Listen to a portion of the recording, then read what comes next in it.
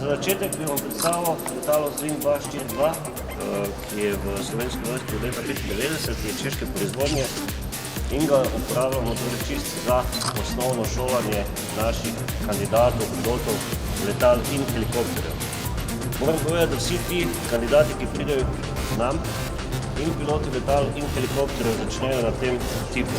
Najprej selekcijo in pa potem prvih 50 ur letenja naredijo na letalo Zlin 242.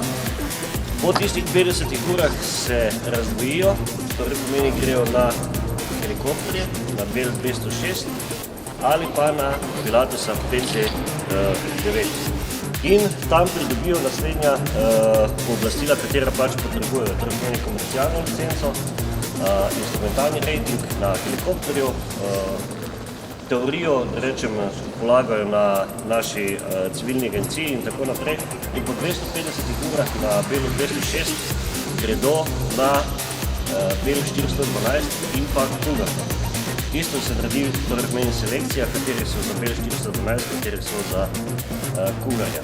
Lahko vam povem, da sam proces usposabljanja v letalski šoli, če poenostavim, od prvega stopa v kabino pa do streljanja z letalom, do odmetavanja bomb, raketiranja, prestrezanja in tako naprej, traje 5,5 let. Torej pomeni ful usposabljanje 5,5 let, ne faks. Faks je posebej. Torej pomeni, če vzamemo, da je faks 5 let, po končanem faksu imaš letovni častniški, in nadaljnih 5 let je intenziteta usposabljanja kar velika, da ga usposobimo, torej pomeni, da je človek sposoben te naloge tudi upravljati.